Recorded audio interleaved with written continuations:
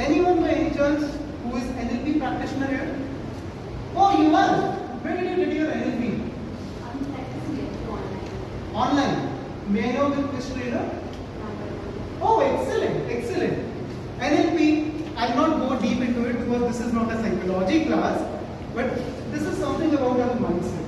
So you must have got this in the peak performance exercises. Some of them, right? So there are many peak performance exercises, and if you want concentration, if you want structure, flow in your speeches, practice peak performance exercises before your speech. This exercise I'll tell you, if for 5 minutes you get it error-free, your 90% of the mindset-related problem, confidence-related problem, clarity-related problem sorted. This exercise. There is one more exercise which I personally practice. I can suggest to you later on if you want. But do practice. Your mindset is the first thing which the speaker is going to see. Yes, sir. Would you like to suggest someone who just to start from the beginning for the NLP? Oh, that's going to be a different topic altogether. We can discuss it after. Okay. Yes. And NLP is applicable for everyone. Anyone can do it. Right? Even the presupposition in NLP says if one person can do it, others can learn how to do it. Yes? You've learned presupposition? Yeah. Excellent. Excellent. Great. Yes, you're also practicing, sir? Okay, you're not. Great. Excellent. So that's one thing which we can do for our mindset. Right? Apart from mindset, when we talk about public speaking, there are three aspects. Non-verbal communication, our delivery, and our content. So if I may ask you, what do you guys think is the most important in the model?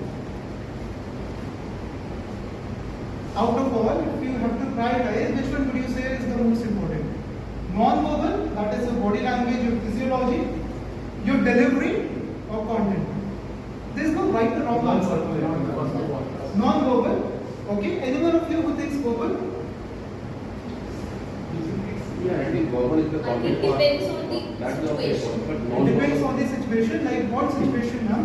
So for instance, if you are in a professional meeting and if you are taking it online, perhaps the content and the delivery will matter more. But if you are in a large setting, maybe, and if you are meeting the audience for the first time, maybe the non-verbal can also play a role. Yes, that's absolutely correct. So see, don't take it as verbal versus non-verbal. It's verbal and non-verbal. Your content is like the taste, is like the main dish. The non-verbal is like the garnishing word. So non-verbal communication helps you to sell yourself better, sell your content better, to persuade your audience better. And your verbal content, your spoken words, is what is going to impact people, is what is going to change their lives. Right? But if you want to improve one thing, initially, so I would suggest non-verbal. Why? Why am I suggesting it? Anyone? Okay, let's do another exercise. Okay. I think Yes. the initial things you talk about, it will maybe that particular maybe couple of seconds or maybe minutes will decide audience to take a decision whether they will take an interest in the speech or not. Maybe that's what I thought. So let's do an exercise, right? You are right, but let's do an exercise. All of you ready for another exercise? Yes. You might drop your pen and paper for a minute. Because this exercise would involve all of you to, do something. Right? Ready? Aho? Aho. Excellent, excellent. So for the next 1 minute, do as I say. Okay? Raise your hand and shake it a bit. Raise it up and shake it a bit. And touch your chin. Where is your hand right now? Most of you. What did I say? What did I say? Chin. What is chin? And where is your hand right now? You are smart in this context. You are also smart. NLP practitioner. So people, my dear friends, do not follow your words. They follow you as a human being. Imagine a trainer walking inside the room or a public speaker walking inside the room delivering a content on energy. And as I said in the beginning, he starts his speech by good morning everyone. Today we are going to talk about positive energy. And scolded. So today we are going to talk about self-confidence. My dear friends, self-confidence is very important. Yes or no? You good? So same content now delivered by a trainer who has belief in himself, who has body language, postures right, that would make a great impact, isn't it? Right? So let's start with non-verbal. Then we are going to discuss few aspects of delivery, and finally we are going to move towards strategies. And these are the three things which we need to master public speaking. Right? So my style of training is a bit different. It's a bit more practical. So when it comes to non-verbal communication, and we'll keep interacting like this, right? So when it comes to non-verbal communication, what's the first thing which comes to your mind, which you personally see in a person? Yes. What in body language? First of all, Eye gestures, smile on the face. First of all, eye contact. Eye contact, right? Eye contact is directly proportional to your confidence. So if you do these exercises, these peak performance exercises, which I recommended, mark my words, your confidence will improve significantly. And then you also need some understanding, believe in yourself, but you will be able to maintain eye contact. So I'm not going to cover that, but smile, facial expressions. Now one of my mentees, this person was like a robot very good. He was like, Sushant ji, aap kya discuss karne wale hain? Right? Yes, we are going to discuss body language. Okay, what is body language? Then I recommended him one exercise, and 1 month he practiced it thoroughly. Shifted, completely shifted. You want to experience that exercise? Yes? Aho. Excellent, excellent. You know what's a sharp? NLP also influences you. Excellent. So the exercise is very simple. We are going to say together Q, E, Q, R. Okay? We are all going to say together in a sync, in a synchronization. Q, E, Q, R. And once you spread your mouth, make it as wide as it can. Q, E, Q, R. Okay, you got the exercise. Let's do it together one more time. 3, 2, 1. Q, E, Q, R. Q, E, Q, R. Q, E, Q, R. Excellent, excellent. You guys got it? Just practice it for 2 minutes in a day. If you are having any difficulty in smiling, so what happens is your jaw needs to be relaxed when you are delivering the speech. And this one exercise will help you to relax your jaw. And I'll suggest one more on this. Ready? Now this exercise, How long it's supposed to be done? do it for 2 minutes. If you want, you can do it for more. But I've designed it in a way that it does not impact your daily schedule. Another exercise is what we call as silence laughter. Silence laughter. So what you need to do, you need to laugh with your mouth open, but without making any sound. So it goes like. Now we got it. Let's do it together once. Okay? Let's do it together. 3, 2, 1. Silence laughter.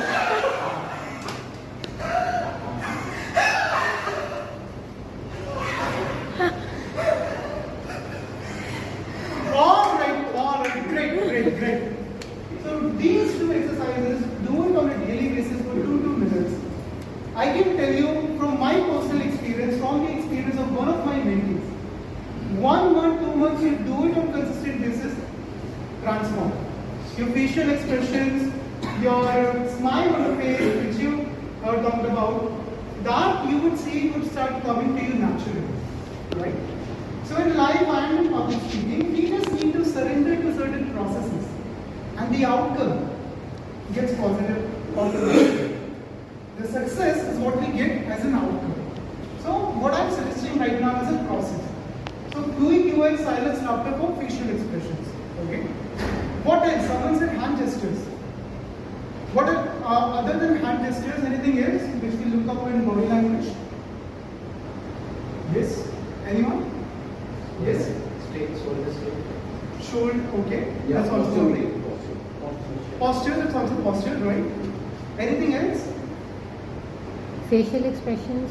Yes, we have covered that. That is only with QEQ and Our silence. movements. Movement, stage movement. Okay, excellent. Yes. Wardrobe which you are carrying with yourself, Sorry. the clothing which you are wearing. Clothing which we are wearing. Okay, fair enough. So what do you think is an effective clothing and what is not? effective and not effective. Yes. Something which is clean, simple. Yes, clean, and it should be as per the situation, right? So why is it? And also one more factor in clothing, that it should reflect your personal brand. Have you ever known why a Prime Minister always wear an Indian attire? Well, that's how he wants to position himself. Whether you call it marketing or you call it nationalism, that's your personal perception. But at the end of the day, the Prime Minister wants to present himself as a nationalist, as someone who is serving the society. That's why a traditional Indian attire. If you look at someone like Sadhguru, anyone who ever listened to talks of Sadhguru? Yeah. Majority of you will see. If you look at Sadhguru, he keeps changing his attire as per the situation. He wears an Indian attire, but when he is talking to you, he kind of looks rude. When he is talking to a age group of 40 to 50, let's say, so he maintains that decency and professionalism. So that's the only thing which you need to keep when it comes to attire, right? And for rest of the things, may I invite any one of you to come on the stage, because I want to work with any one of you. I'll give you a topic, you'll present it, and then I'll give you feedback on it. Okay? So anyone would like to come? Any of you? Yes, ma'am. You come. Let's give a round of applause.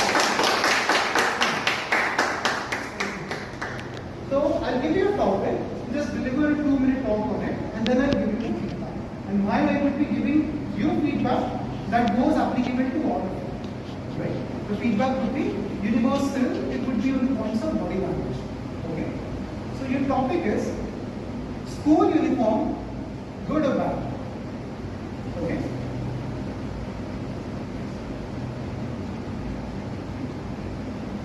Okay, when it comes to deciding whether school uniforms are good or bad, I would like to begin talking about the positives of it.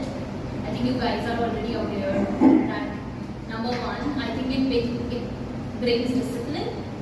I think that sort of push to the school that we're starting a day for doing something important. I think it begins from the home itself, that you are ready and you're not taking that time to transition from non-professional, so to say, to professional mode. Secondly, I think the major reason that at least at the initial level of education, we want to maintain non-discrimination. There should be no, education is for all, right? That distinction that someone is better than me, someone might belong to a particular, say, higher strata of the society compared to people coming from, say, low-income households. That distinction should not come in the way when it comes to creating bonds, learning together, because the objective of students going to school is ultimately they are there to gain education, right? So that should not be a hurdle. I think these are the two main points. Navigating to the negatives of it, I feel like we can make schooling fun for the kids, right? So ideally they should be free to wear what they want, and especially when it comes to girls, I feel like there are too many restrictions. You can't wear skirts, you have to wear kurtas or whatever, right? So I think that should be a mindset change that should be happening. So in case you are doing away with the particular restrictions on the uniform, maybe you can make education more fun. And even when it comes to the and then sensitization towards that not to discriminate people on the basis of the income or the clothes they wear, maybe that can be introduced as a separate subject. And when it comes to the later stage of the life, when children or these kids would be grown up, definitely they would be working in a setup where in most of the cases the uniforms are not a necessity. So I feel like there are pros and cons. Excellent. Now be on the same page. Now few things on the recommendation part. First thing, you had 3 points in this picture. So and you expressed it by 1, 2 and 3. Right? So about hand gestures, and about body language in general, the golden rule is only one. The golden rule is your body language must be synced with your content. So when you say that there are 3 points, show the gesture to your audience. Point number 1, discipline. Point number 2, and go on and on. Okay? That's about body language. That's about your hand gestures. Okay? Now, you must be wondering, okay, when I'm communicating a point, I'm showing it by a gesture. What to do hand the other time? You should not be holding it like this. Okay? What you need to do is, keep your hand in power posture. This is what you call as power posture. If you play with it, if you do something like it can distract the audience, right? So keep your hand in power posture. What is power posture? Can everyone show? Excellent, excellent. When you are in this posture, you also would feel more confident. Just try it out for a moment. Be in power posture. Are you feeling more confident right now? Yes? So once you do it on the stage, you look more confident. So be in power posture and use your hand to communicate what your words are saying. Another example to it, let's say you say that 10 years back, when I was in school, we used to follow a routine and we used to wear a uniform. So when you say 10 years back, take your hand back. And now it's also about stage movement, which Sir rightly pointed out. Stage movement should also be strategized in this way. When you say 10 years back, now let's say this is your stage, this is the center of it, by which you're delivering your main message. So in your mind, map the entire stage that this is going to be my future, this is going to be the past. So when you say 10 years back, your hand moves back and you move a little backward. 10 years back. Now psychologically your audience would also move with it. When you want to convey a message, convey it by coming to the center of the stage. Now in your speech, you talked about both good and bad, right? So another strategy in stage mapping could be, you talk about good from one end. Do not move like suddenly like this, but have a subtle move. For instance, so let's talk about the positives of school uniform. Come on this side, address the audience. Now let's talk about the other aspect, the negatives of school uniform.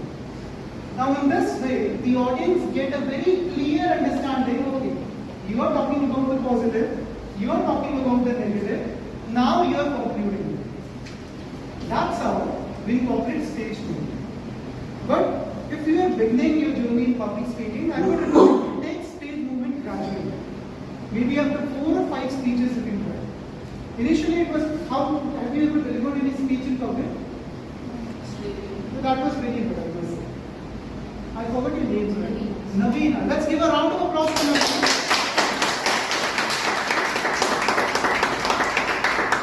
Did you guys got a message on what we need to do in body language? Hand gestures, facial expressions, and stage movements? Aho. Hello? Who was saying yes? No. Is it clear? Aho. Clear or all clear? Aho. Clear or all clear? All clear? All clear, huh? So when we ask all clear, I ask it deliberately. All clear means sir के ऊपर से सबसे बड़ा. So sometimes I ask my mentee, and one of my mentee I tell you, I introduce, do you people feel that it is important to know who will be writing? So what is the role of our voice in speeches? Anyone? Why is it important? It's create interest of the audience. Interest of audience. May I know why does it create interest of audience? Because maybe if someone is not interested in content and so if you change your voice, it will be attractive toward that content. Maybe we can express our Excellent. You begin to express our emotions. excellent. And what happens when we express our emotions? What happens? People Better connect with us. connect. Yes? Better connect with you. Better connect with the audience. So best example for that, our Prime Minister. That man, whether you love him or you hate him, he, every Sunday, I'm not sure whether he's doing right now or not, there was a program, Man Ki Baat. More than 1 crore people used to tune in and listen to the radio program. Why? Because he connects. how to play. So when it comes to voice, 4 important aspects of it, which I call as P3V formula. Pitch, pause, pace, and volume. Pitch, that means how you modulate your voice. Hey, good morning everyone, today I'm going to talk about it, and then slowly and gradually, while you're talking about something which is graceful, you can have a smile on your face and your voice will be soft. Yes sir. You have any question? All clear. All clear.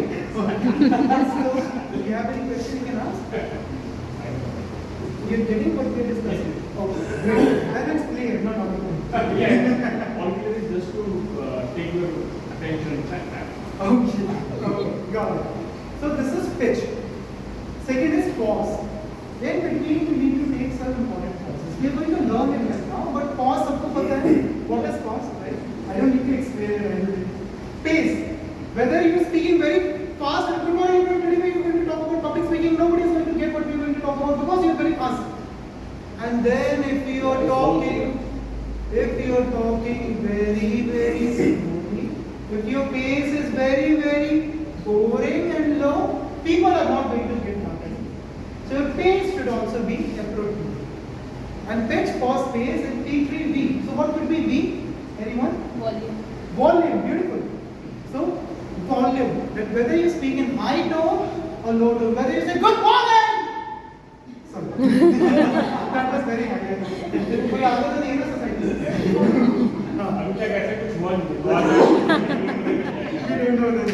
So we'll experience something new then. Everything has a first time. Everything is the first time. Or you speak very low. That we need to practice. So I need one more volunteer with whom we can practice these P3V aspects. So who would like to volunteer? Again, the drill would go same. I'll give you a paragraph to read. You need to read it and then I'll tell you. You want to go? Great. Round of applause for DK.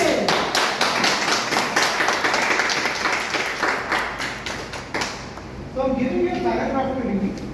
And while you read it, we'll just try to see that how we can convey our emotion. Okay? Great. So this is a paragraph. Alright. Yes, read it from the starting and then we'll see. When I was a child, I loved drawing. I spent hours with my crayons filling pages with colorful scenes. One day, my teacher asked us to draw a picture of a house. I proudly sketched my home with a larson in the corner and fluffy clouds overhead. The next day, my friend showed me his drawing of his house. It was completely different. His home had a trees and a driveway and even a car parked outside. I suddenly felt my drawing was incomplete. When I got home, I asked my mother why my drawing did not have those details.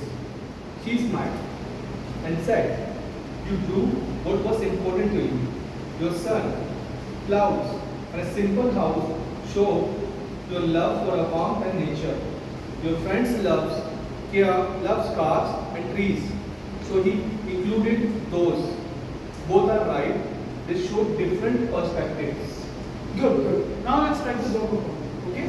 And while I will be giving feedback to DK, the feedback was applicable to all of you who are looking to improve. Right? So when it comes to voice, all the 4 aspects which I mentioned, the purpose is only one.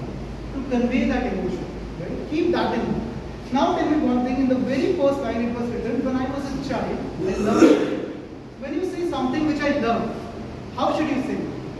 You might recall your girlfriend or anyone, or your wife or anyone. How do you say it? How do you say love? When I was a child, loved drawing. Yes, but that looks a little forced.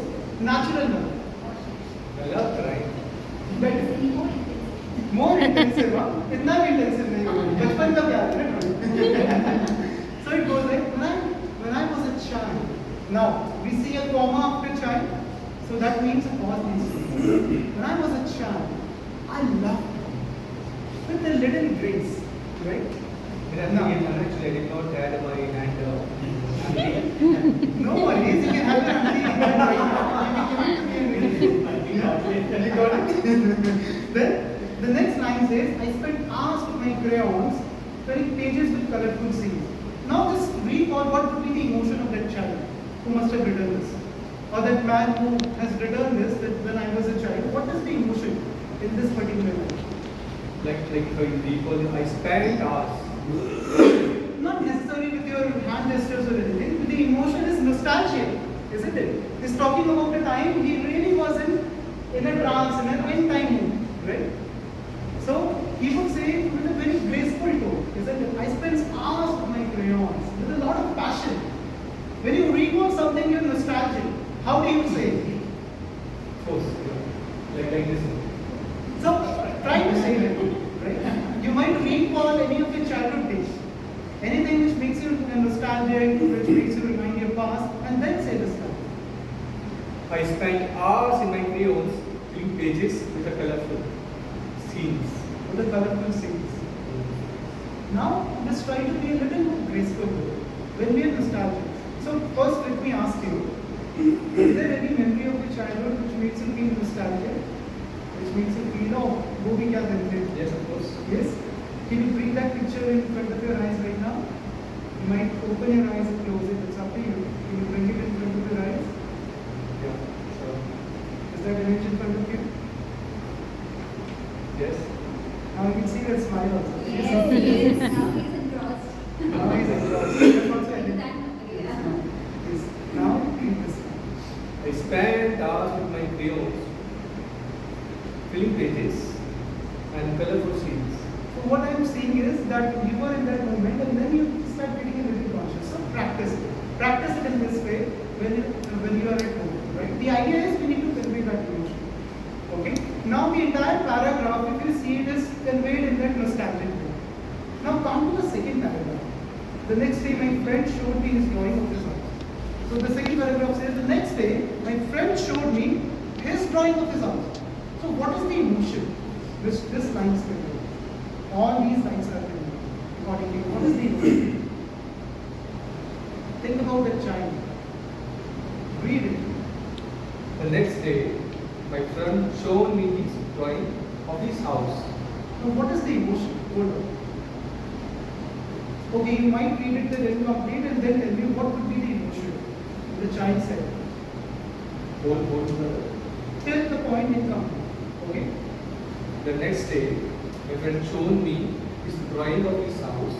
It was completely different. His home, he had a trees, a driveway, even a car parked outside. I suddenly felt my drawing was incomplete. Now hold on. So in this paragraph, we can clearly see the child's drawing was completely different from his friend's drawing. So when as a child he must have seen this, what would be the emotion? He would be disheartened, perhaps. It was not unexpected, and it was. Yes, so he would be surprised. Yes, because a child don't know the concept of perspective. He would be surprised that many drawings are different. Yes, sir. It was nothing like that. Like in front of when Yes. comparing it. Like suddenly drawing was incomplete. It was like nothing by comparing it. By comparing it with. Like suddenly I felt my drawing was incomplete. It was nothing by comparing to my friend's drawing. Something like that. Yes, so he was surprised and a little disheartened. Right. Right? So while you are conveying that, your voice needs to convey that emotion. It's as simple as that. Forget about pitch, pause, space. Maybe lowering down. How do you say whenever you are surprised? Forget about this paragraph. Anything when you are surprised, how do you express it? You naturally express it. Something like that is unexpected. It's unexpected. So that's your body language, correct? And how do you express it? What's your tone at that time? Recall it. You need to bring that same emotion. It seems like nothing has been done. I did not make a complete drawing and all things. I think I should do some more work hard on it. So when we are surprised, generally we raise our voice or lower it? Lower. Raise. Raise our voice. Sometimes lower it also. Sometimes lower it also, yet not when we are surprised. When we are more disheartened, we raise it. Probably lower it, right? So it is the case of surprise. So it is like when someone brings a gift, we are surprised, oh my God. you are here. Or when you saw me today. Or like when I saw you today. I was like, oh DK, you are here today. Right? So it was a surprise moment. So the child was surprised at that time.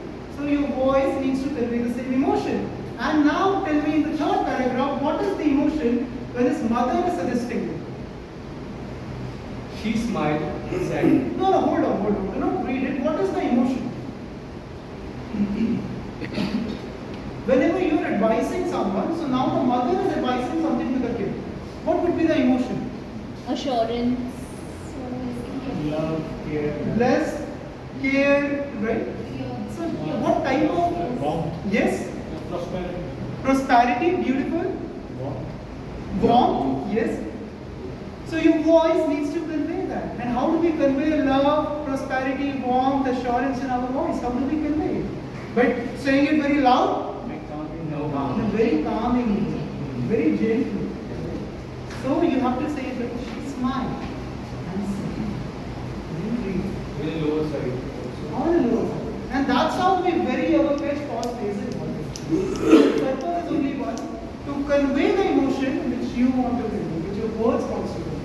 No, but how to know success or like sometimes Just do this exercise which I suggested in the beginning.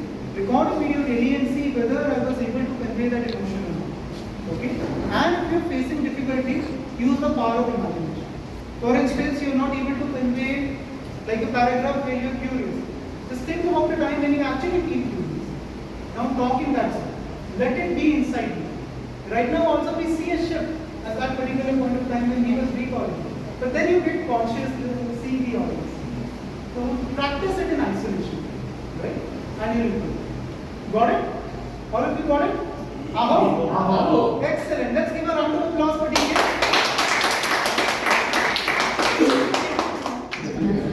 Great. Otherwise, I would have taken feedback from you that how do you have such a warm personality, your English, because that's very good. If you would have not gone to school, but you have gone. Okay, great. So when we were in school, there were exams? Yes. All of you attended some exams? So how do you strategize while you're writing an answer sheet that which question to attempt first and which to attempt later? How do you strategize? Attempt first the one which I knew the best. Which you know the best. Yeah, that's the one I have. And which you know the best, are they difficult for you or easy for you? Easy for me. Easy for you. So the same strategy can go for public speech. One of the strategies for organizing your content would be move from simple to complex. Right? Move from simple to complex. But the only twist is, in your examination, you see what is simple and complex for you. Here you need to calibrate it for your audience. What would be simple for my audience to understand? What would be complicated for it? Organize the content according to that. What could be another strategy to attempt an exam? Sorry? Practice is what we need to do. While you are writing the examination, what could be the strategy? Yes. Question 2 first. High marks question first. High five. Excellent. So the another strategy could be you move from most important to the least important. Right? And the same thing goes to in a prepared speech. You want to organize your content effectively.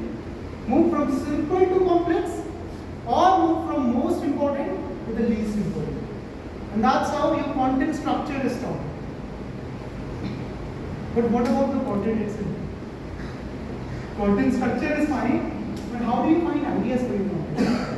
And there were people who were looking for impromptu speech, like DK was saying. Anyone else who wants to improve his impromptu speech as well? Yes, Everyone. many of us. So I'll give you another framework. So before I give you that framework, let me demonstrate it. So give me any topic in general nature. Not about Uganda's president's wife, so I have no knowledge on that. Any general topic, yes. Yes, anyone? Yes. Eradicating corruption from India. Eradicating corruption from India. Alright. So ladies and gentlemen, today we are here to talk about how we can eradicate corruption from India. In my opinion, corruption is not only present in government sector. Corruption is present in every single household and every single department, be it private or government.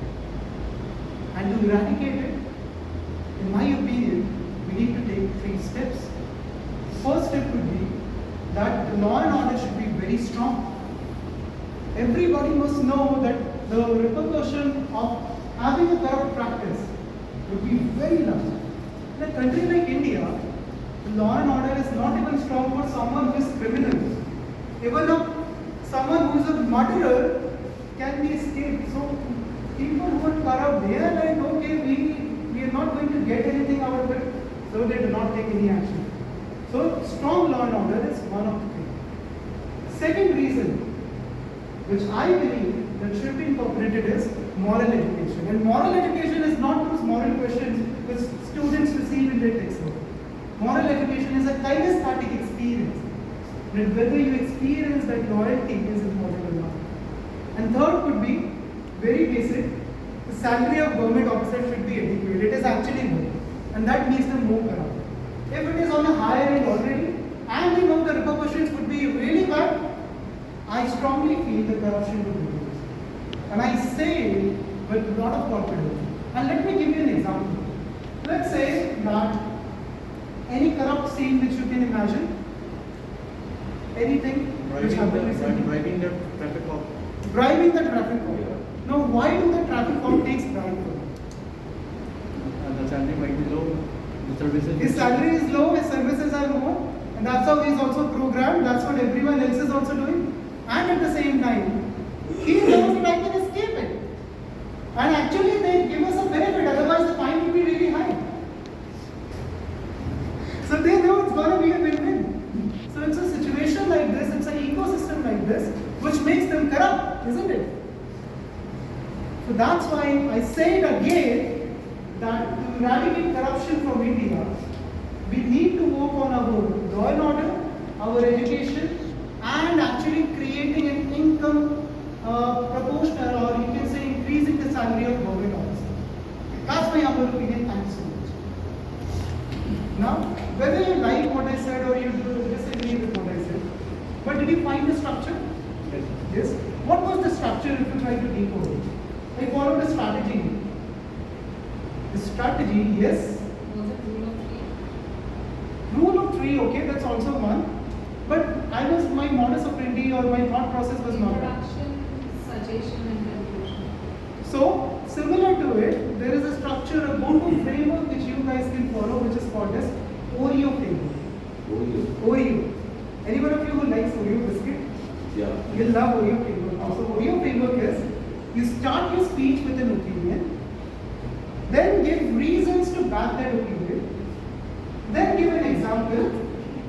Oreo. So O is opinion, R is reasons, you give reasons to back that opinion, then you give one solid example. And that example need not to be fact-based. What I did, I just picked an example from you guys. I was also empty in my head at that particular point of time. So just pick up an example and then back it with an opinion. Then, reinforce the opinion. Start with opinion, it's like a sandwich. Bread in the beginning, bread at the end, veggies in the middle. Opinion in the beginning, opinion at the end, reason and example in the middle. Once you organize your talks with this structure, the value proposition, which many of you were looking for in the beginning, would be really simple. And you would not feel distracted by that. Right? So Oreo is a strategy. If you look at Oreo itself, then it also opens gate for what we call as the circle framework. What you start with, you end up on the same. So we are also circling it.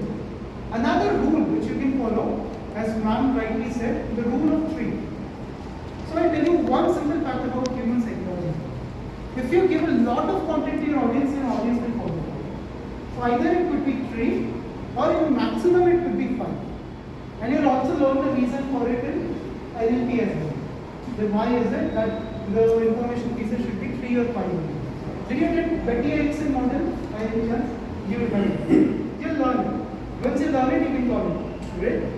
And let them, be in suspense what they're talking about. Okay? Great. So, another strategy could be that organize a content either with sharing 3 pieces of information or in maximum 5 pieces of information. Okay? That's about your content. Now, one more strategy, the final strategy which I would like to share with all of you is storytelling strategy. And storytelling is a topic in itself. and I cannot cover the entire topic in 1 hour. Even 3 days are not sufficient to cover storytelling. But if I just need to introduce storytelling framework in a precise, then I would invite all of you to recall any movie which you like. Anyone? Like, which is your favorite movie, sir? Three Idiots, DD and Jane. Wow, Shah Rukh coming together. Yes. What about you, ma'am? Movie. Yes. 3 Idiots. Three Idiots, yes. Laksh. Awesome. Yes. Kranti Week. Kranti Veer. Nana Patekar. Interesting, huh? Excellent. Excellent choices you guys have. So if you recall any movie which you like, there is a framework with these movies follow. The framework is, first there is a protagonist, and the protagonist have either a goal or a problem to be solved in the movie. And the protagonist looks for different options to solve that problem. Initially, he is not able to solve that problem, or he is not able to achieve that goal. Then he either finds a mentor, or he finds a way of managing that problem or achieving that goal, and then the movie ends. Same thing you can do with the speech. With the same topic, yes. Sorry to interrupt. So, because of the message, the favorite movie I would say is Kapoor and Sons. Okay. Which the message is pretty much similar to what you are suggesting right now. Like at the end of the story, it has to be a good ending, because in life perhaps we don't have good endings always. So stories should have good ending, happy ending.